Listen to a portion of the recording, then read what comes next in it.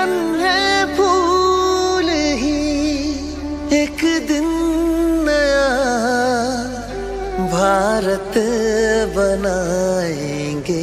आज तुम्ही नगर परिषद पुलगाव येथे एक शैक्षणिक भेट इथे नगरपालिकेचे कसे काम चालते ते तुम्ही आज पाहायला इथे आले। थोडी नगर परिषदची मी पार्श्वभूमी तुम्हाला सांगतोय की पुलगाव नगर परिषदेची स्थापना 1902 मध्ये झाली। नगरपालिकेची सत्तेतून निवडून आलेले अध्यक्ष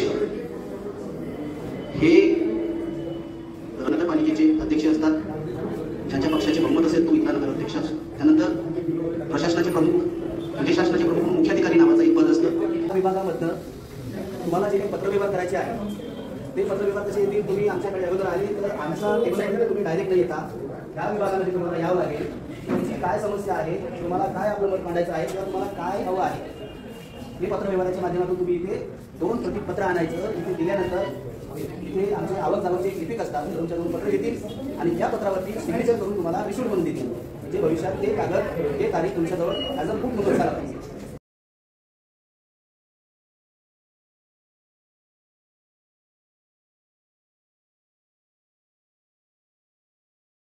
ह्या जन्ममृत्यूच्या टेबलवरून तुमची जन्माची नोंद होते आणि तुमच्या मृत्यूची सुद्धा नोंद होती। जशी जन्माची नोंद करतात ते इथल्यासाठी आमचे यामध्ये जन्माच्या नोंदीसाठी किंवा जन्माच्या दाखल्यावरती ॲज अ सिग्नेचर म्हणून मलिक सरांची नोंद एक सिग्नेचर असते आणि त्यांना व्हेरीफाईड झाली किंवा नाही झाली हे सर बघतात आणि दाखला कोण करतात, ह्या मॅडम करतात। म्हणजे दाखला करणे, सिग्नेचर करणे आणि व्हेरीफाईड करणे या टेबलावरनं हे काम चालत असतं। सकाळी पाहतात आणि जे मस्त आहे कारण की आता पुढच्या शहरामध्ये खूप मोठं तुमच्या घरी जो सकाळी नळ येतो तो नळ ह्या विभागातनं येतो। याकरिता ह्या विभागाचे प्रमुख म्हणजे त्याला म्हणू शकतो आपण पाणी अभियंता आणि आरोग्य अभियंता यांच्याकडे 2 विभाग आहेत। एक आरोग्याच्या संदर्भात सुद्धा यांच्याकडनं पत्रव्यवहार होत असतो आणि जे काही तुमच्या पाण्याची समस्या असेल, पाण्याविषयी जे काही तक्रारी असेल ते अभियंता आहेत, वॉटर अभियंता याच्या मार्फत होत असते। तुम्हाला जे महिन्याभराचं पाणी मिळतं आता त्या पाण्याचे पैसे लागेल ना, बरोबर आहे, मग त्या पाण्याचे पैसे कुठं भरायचे? आमच्याकडे एक टॅक्स रिसिप्ट क्लर्क आहे, ते पाण्याची तुम्हाला रिसिप्ट देतात, जेवढं बिल आलेलं असेल ते तुम्हाला भरावं लागते आणि ते बिल जर तुमच्याजवळ नसेल किंवा ते बिलाच्या संदर्भात तुमच्याजवळ माहिती नसेल तर तुमच्या बिलाचा शोध ह्या करून देतात।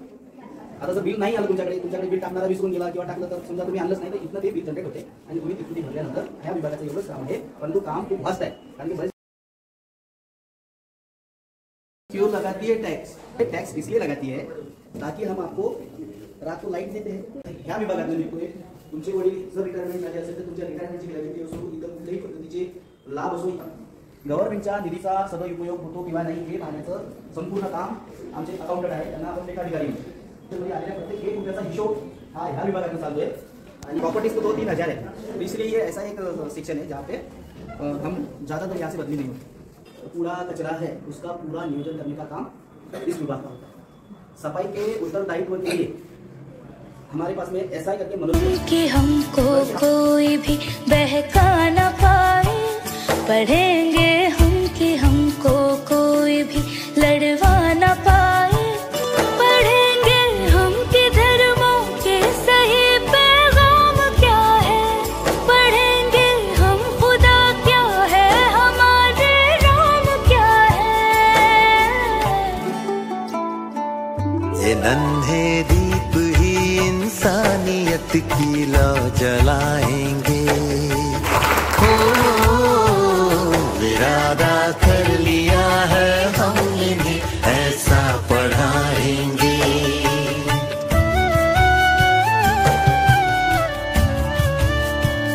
पढ़ेंगे हम तो जानेंगे गलत क्या हो रहा है, हमारे बीच आखिर कौन नफरत बो रहा है।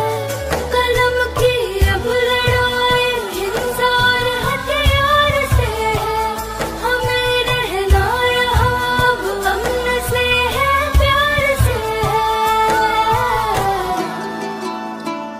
ज़माने